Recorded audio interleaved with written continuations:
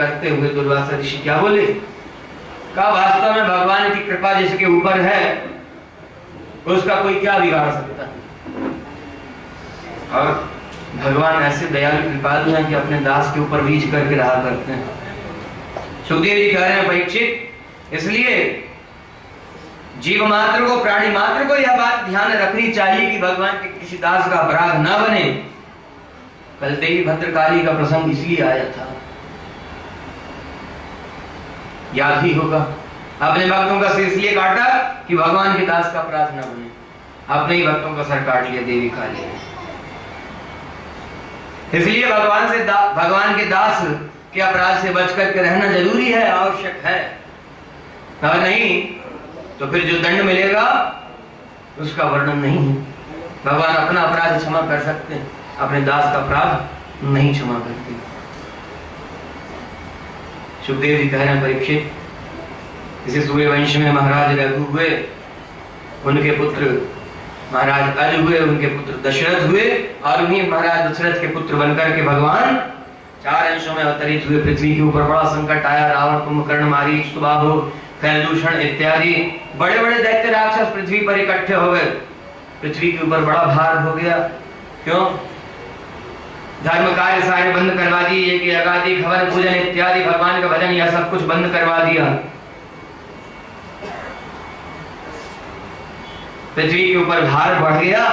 पृथ्वी ब्रह्मा जी के पास पहुंची। ब्रह्मा जी सबको लेकर के श्रीमन नारायण भगवान की इसको ऊंचा कीजिए, पहले टेबल को ऊंचा कीजिए, यहाँ रखिए, यहाँ रखिए, टेबल को उठा के उसके ऊपर भगवान को विराजमान। एक मिनट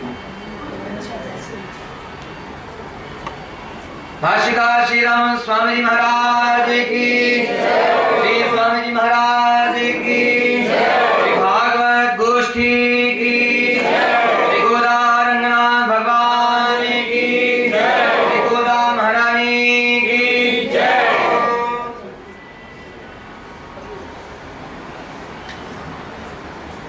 सुखदेव जी कह रहे हैं परीक्षित, सारे देवता फिर भगवान की चरण शरण हुए।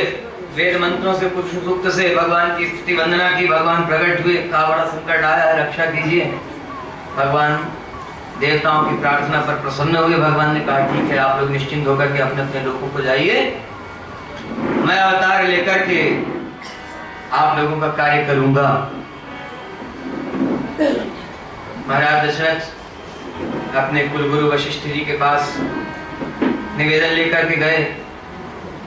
कहा पुत्र नहीं है, चक्रवर्ती नरेश हैं, सब सुख है, लेकिन पुत्र नहीं है, इस बात से बड़े दुखी रहा करते हैं, इसलिए पुत्र प्राप्ति का कोई उपाय किया जाना चाहिए, सो आप कृपा कीजिए।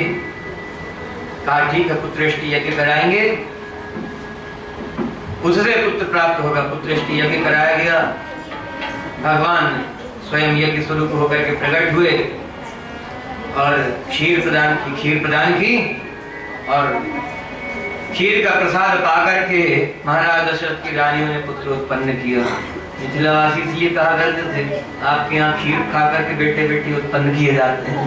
भगवान को गालियां सुनाते थे।